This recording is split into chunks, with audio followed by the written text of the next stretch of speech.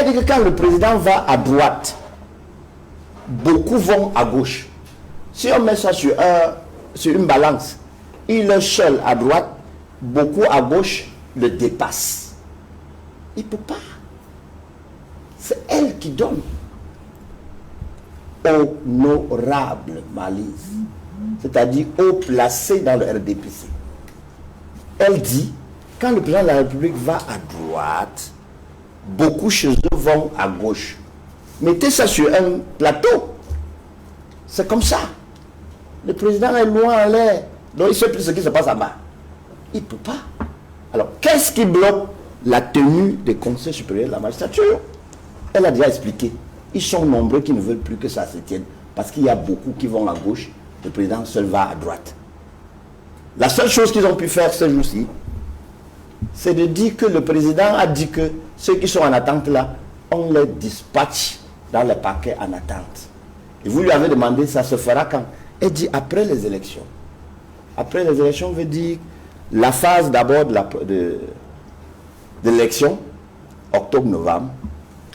Ensuite, la proclamation des élections. On est en 2026.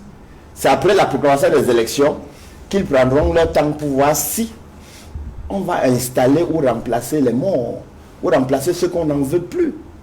Non. Nous disons une chose, et de façon claire, au moment où nous analysons à notre manière, où nous comprenons à notre manière le discours du président de la République de cette fin d'année, il faut qu'avec malice, qu'on lui dise qu'il doit savoir partir. Personne ne va le tuer, comme le professeur Éric Martial avait conseillé là. Nous n'avons pas ce sang-froid là pour le tuer. Il faut qu'il sache partir. Il est dépassé, il n'a pas de solution. Et il n'a jamais admis l'opposition. Honorable Malaise. Maintenant, vous convoquez Mondo Vision, l'intervention, bien l'appel de l'opposition. Quelle opposition? Vous disloquez l'opposition. Je prends un exemple. Où se trouve le PCRN? C'est vos ministres qui décapitent le PCRN. Vous voulez que l'opposition? Vous interdisez à l'opposition que vous combattez. Aucune opposition ne peut pointer son nez dehors, dire quelque chose à haute voix. Parce que vous traquez. Votre seule solution, c'est le marteau. Votre seule arme, c'est le marteau. Vous êtes dépassé. Vous êtes dépassé. Il faut qu'on se le dise. La seule solution, ne parlons plus de 2025. On est déjà en 2025. Dans quelques mois, on aura des élections. Le plus important, c'est de dire aux Camerounais, le constat est cinglant. Le RDPC, à travers les honorables, nous disent, l'opposition venait nous aider. L'unique aide, c'est à travers les urnes. Chacun doit aller s'inscrire pour ceux qui sont encore en retard. Ensuite, on va voter, on surveille. Moi, je conseille plutôt. Voici comment nous, la société civile, nous conseillons à l'État. Demandez à quelques policiers qui sont encore nerveux, qui n'ont pas encore compris, comme vous, que l'opposition doit vous accompagner, de baisser les armes, de ne plus jamais blesser quelqu'un, de ne plus jamais fesser quelqu'un, de ne plus jamais torturer. Il faut le dire. Et le dire à quelques gendarmes, parce qu'ils ne sont pas nombreux. Oui. Sur 100, il y a autour de 2 ou 3 gars, oui, qui sont un jar. Voilà. Et qui ternissent ces corps d'élite. Il faut le leur dire, expressis verbis, que vous-même vous êtes dépassé, vous demandez à l'opposition de venir vous aider. Ce n'est pas eux qui vont bloquer cette alliance. Et d'ailleurs, l'opposition n'est pas hermétique. C'est ce qu'on demande chaque jour. C'est ce que la société civile demande chaque jour. Le premier exemple, le code électoral consensuellement rédigé. Depuis qu'on vous a envoyé la mouture, même lire, vous interdisez la lecture. Vous voulez donc quelle collaboration? C'est vous qui êtes hermétique. Les opposants, ils sont ouverts. La société civile, elle est ouverte. Et vous êtes en panne de réflexion. Vous plongez le Cameroun dans une voie, dans l'impasse. Ce que nous devons exiger de vous plutôt, c'est de tourner, comme on dit à l'église, tournez vos cœurs. Écoutez le monde, écoutez le peuple. Je suis sûr que vous êtes passé par l'église ce matin. C'est pourquoi vous êtes convaincu vous-même qu'il faut dire la vérité. Comment se fait-il qu'un Camerounais construise une paroisse, une église, il offre à un peuple? Le Vatican envoie un prêtre le prêcher chaque matin. Son prêtre lui dit ce n'est pas bon, il dit que c'est bon. Il est déjà plus fort que le prêtre. Le RDPC, tournez vos cœurs. Duval, merci de me donner la parole. Le discours de notre président démontre à Sophie qu'il est un homme du passé. Il n'a pas de solution et il ne serait pas excessif pour parler comme un de ses clercs en la personne du professeur Onanguini, qui rappelait l'histoire des rois de l'époque où, à un moment donné, compte tenu de leur âge trop avancé, on les tuait. Non, ce n'est pas grave comme lui. Je veux plutôt dire que le président de la République, il doit suivre le conseil du cardinal, l'ancien cardinal d'Abidjan, pour qui il faut savoir partir. Ma démonstration est simple. Lorsque vous évoquez ce barrage, le RDPC a pris du temps et des années pour faire croire au peuple que tester un appareil, c'est le mettre en marche. C'est deux étapes différentes, c'est deux comportements différents. Ce qui a été fait depuis, dans toutes ces structures qu'on nomme, qu'on claironne, ce sont des tests qui n'ont pas été concluants. Ce n'est pas la mise en marche. Dès lors qu'on teste, ce n'est pas concluant, on ne peut même plus essayer de mettre en marche. Donc, il faut respecter les phrases, les phases et le vocabulaire. Quand le test d'un barrage n'est pas concluant, on ne peut même pas songer à sa mise en marche. C'est ce que nous connaissons. Tous les tests se sont avérés non concluants. Nous sommes rien qu'à la phase test. Il faut être clair. Alors, les clercs qui rédigent son discours nous font croire qu'on est à la phase opérationnelle. Faux. Et archi faux. Duval, j'ai suivi le discours de fin d'année du président français, celui du président burkinabé, celui du président sénégalais, celui du président ivoirien. Je me suis posé la question, est-ce que les clercs de M. Paul Biya peuvent dire une seule fois à quoi se ressemble un discours de fin d'année? Un discours de fin d'année permet au peuple de savoir, en début d'année passée, voici les engagements que nous avons pris. Voici ce que nous avons effectivement réalisé. Voici les difficultés qui nous ont permis, qui nous ont empêchés d'atteindre tels objectifs. Voici comment, de manière pratique, nous allons les surmonter. Le discours camerounais, c'était le seul discours creux qui n'avait pour seule résonance que la promesse. Heureusement que notre digne maman vient de confirmer. De poste en poste, ce sont des promesses. Ça veut dire que le président est en panne de réflexion. Il est vieux, il est dépassé. Et j'utilise là les expressions caricaturées provenant du clerc du RDPC, le professeur Éric Martial Onanguini, qui rappelle que à l'époque, quand le roi était trop vieux, en Égypte, le peuple l'assassinait. Non, nous ne pouvons pas l'assassiner. Nous disons qu'il faut qu'il sache partir. Il n'a plus de solution. Dans son discours, il ne reflète aucune réalité. Il nous met davantage en difficulté. D'ailleurs, la suite de Temba le démontrer. C'est toute la société qui est debout. Constat d'échec, on est dans l'impasse. Ce sont des promesses. Les présidents disent qu'on est dans le futur.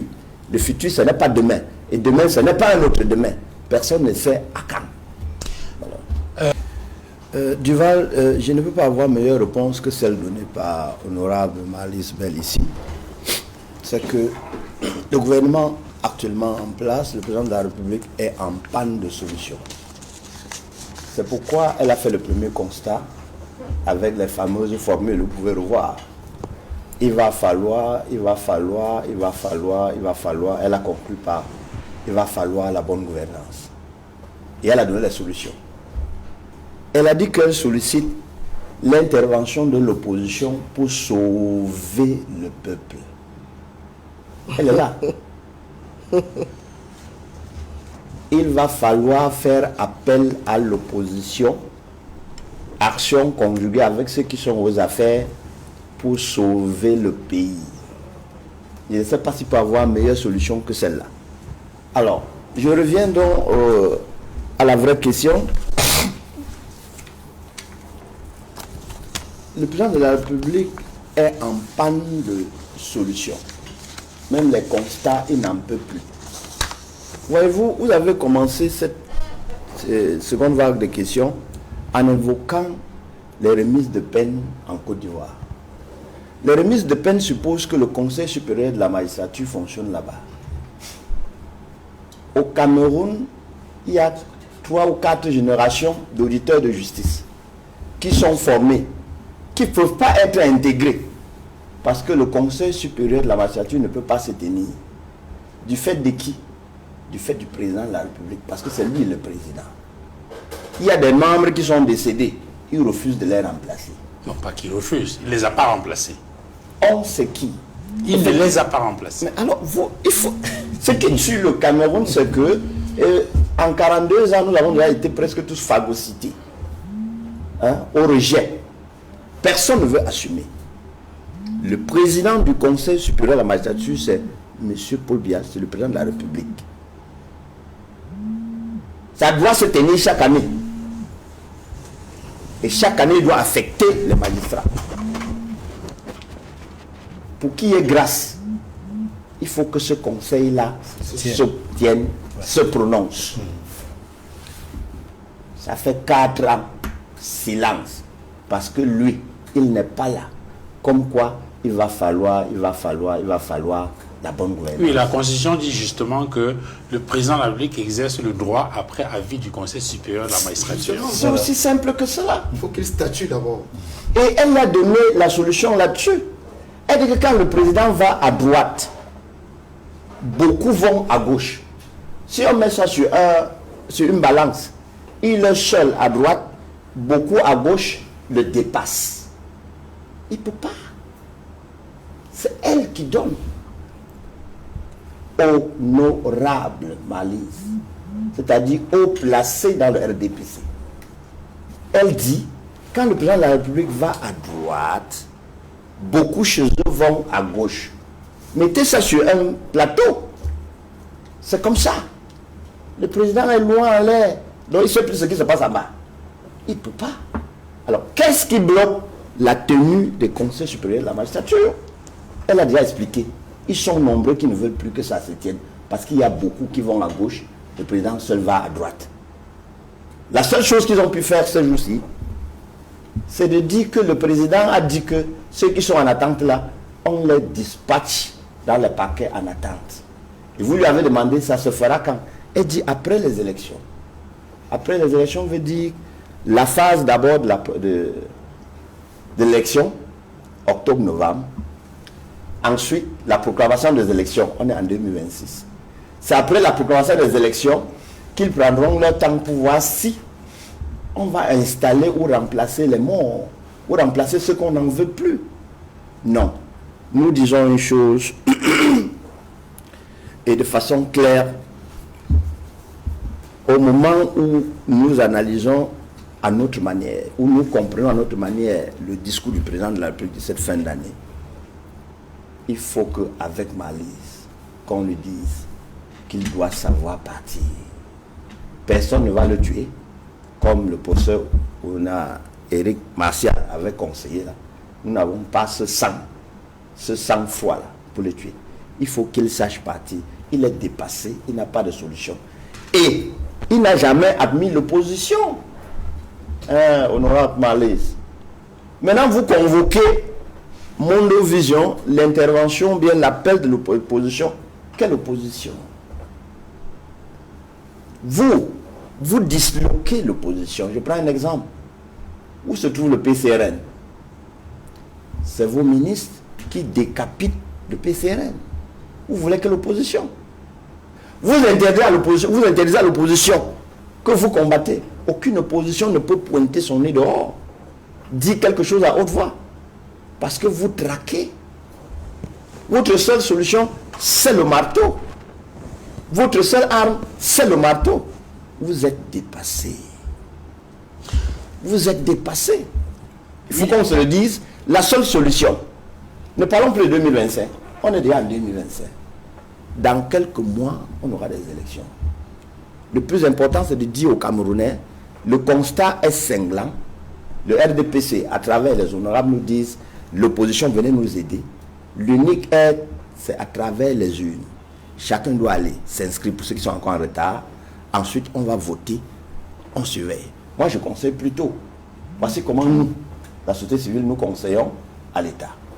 Demandez à quelques policiers qui sont encore nerveux, qui n'ont pas encore compris, comme vous, que l'opposition doit vous accompagner, de baisser les armes, de ne plus jamais blesser quelqu'un, de ne plus jamais fesser quelqu'un, de ne plus jamais torturer.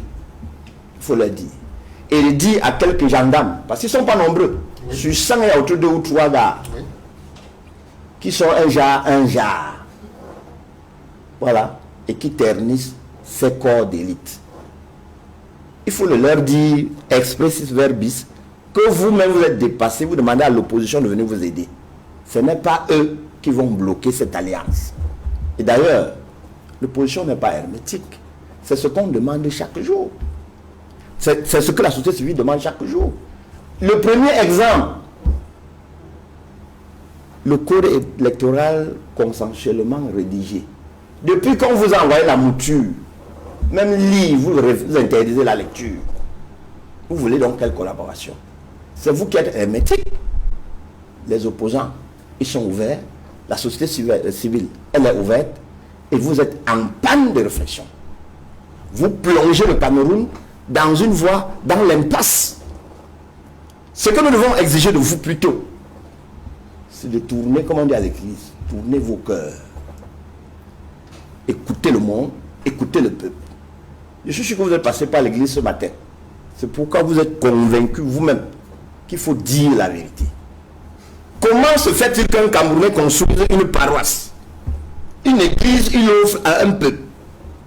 Le Vatican envoie un prêtre le prêcher chaque matin. Son prêtre lui dit ce n'est pas bon, il dit que c'est bon. Il est déjà plus fort que le prêtre. Le RDPC. Tournez vos cœurs. Merci. Que généralement le pape dans sa bénédiction Urbi Orbi très souvent revient sur les grandes questions qui traversent le monde de tout temps. Il revient par exemple sur la question de la crise au Proche-Orient et les positions du pape sont assez claires là-dessus et ce sont bien évidemment des questions qu'on peut considérer comme des questions de géopolitique mondiale. Tout à fait. Alors je voulais avoir votre avis là-dessus, Maître Augustin Gueffac. Oui. Est-ce que les évêques sont effectivement dans leur rôle? Est-ce qu'on peut considérer que les évêques, à travers ces sorties, sont en train de faire de la politique? Qu'ils ont abandonné leur mission pour faire de la politique, comme semblent l'indiquer certains hommes politiques? Alors, Duval, avant de commencer, je vais rappeler une phrase que j'ai suivie de notre actuel Minat. Il a dit: des gens doivent commencer à apprendre à respecter la loi. Les gens doivent commencer à apprendre à respecter la loi. Ceci dit, il a dit exactement comme ça, maître? Oui. Ok. Quand il a dit qu'il va fermer les églises de réveil, les gens doivent commencer à apprendre à respecter la loi. Il y a 3 verbes. Commencer, apprendre, à respecter. Honorable Mali, vous avez dit que votre candidat, il est statutaire. Non. Les statuts du RDPC ne font pas de M. Paul Biya, le candidat du RDPC à la présidence. Commencer à apprendre à respecter les statuts du RDPC en convoquant l'instance fêtière qui doit lui donner mandat. Parce que son mandat est échu il y a longtemps. Il dit bien son mandat est échu il y a longtemps. Commencer à apprendre à respecter la loi. Le RDPC n'a pas de candidat. Je reviens à la question exacte. Je ne souhaite pas parler en termes de quelques prélats. Pour dire quelques prélats, il faut avoir l'opposé. On dit un parce qu'il y a deux. Est-ce que depuis que les prélats parlent, il y a un son nouveau? On n'est pas dans la communication politique. Il s'agit de la restitution du dialogue. Ceux qui dialoguent avec le peuple, est-ce qu'il y a un son contraire? Le common sense dit, les prélats camerounais se réveillent et ouvrent la bouche. Le maître mot de tous les prélats, chacun a utilisé son vocabulaire. Le maître mot de tous les prélats, c'est celui résumé par Monseigneur Jean Barga. Avant, vous aviez tourné le dos à la politique. Vous, nos ouailles, sortez de vos casernes, allez prendre vos cartes électorales, allez décider de l'avenir du peuple, du pays. Allez décider de votre avenir. C'est un discours qu'il ne tenait pas avant, parce qu'il y avait l'inverse. Il disait, ne pas aller s'inscrire, c'est une liberté. Alors s'il exhorte, exhortation, il exhorte les ouailles à aller s'inscrire, pas seulement s'inscrire, aller décider de l'avenir du pays. Il l'a dit. Les autres, chacun a sa culture, chacun a sa formation, chacun a sa gestuelle pour restituer. L'autre a pris la gestuelle du Moulinex, l'autre a pris la gestuelle du diable, l'autre a pris la gestuelle philosophique. C'est irraisonnable. Ça rentre dans le dialogue. Ces prélats dialoguent au quotidien avec le peuple. Je ne veux pas dire confession, je dis le dialogue. Ils écoutent. Et le prélat lui-même, il écoute plus ces prélats-là que ces hommes politiques que elles-mêmes à qui est donné le pouvoir. Parce que quand le président va à gauche, eux ils vont à droite. Le président ne les écoute plus. Le président écoute plus les prélats. Ce n'est pas moi qui dis. Pour chacun qui a une idée sur ce que signifie prélat, ce sont les faiseurs de rois dans la cité. On va vous parler de la trahison des clercs. Ce n'est pas dans un parti politique. Le clergé, c'est les décideurs du pouvoir. Deux, ces prélats sont les meilleurs. En tout cas, ils sont mieux placés pour écouter ceux qui gouvernent dans la République. Les deux du Grand Nord, c'est ceux qui écoutent plus le vivier électoral du RDPC. C'est pourquoi ça fait mal dans ce parti. Que c'est où nous sommes supposés aller faire ce qu'on sait faire et bien faire, qu'on nous montre que ce n'est pas bon. C'est où la douleur. À Yaoundé, où c'est la capitale politique, tous ces ministres vont se confesser. Chacun dialogue avec ce prélat. Il n'est pas inhumain. À Douala, pareil.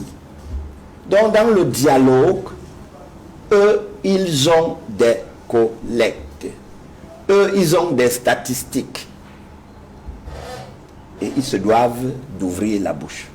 Pour moi, ce sont des prélats qui se sont exprimés. Quand il y aura un son contraire exprès, je dirais, voilà l'aile dissidente. Je dirais, voilà le prélat dissident. Pour l'heure, le prélat parmi les 23 ou 24 qui n'a rien dit, il est en harmonie avec eux. Parce que s'il était contre, on devrait le voir. S'il n'a pas le courage d'exprimer ses sentiments à lui, et non la science qu'il connaît, la seule chose qu'il fait, il tait ou il tue ses émotions. Et quand il a tué, le peuple écoute les archevêques métropolitains qui ont dit voilà le sens de l'affaire. Merci.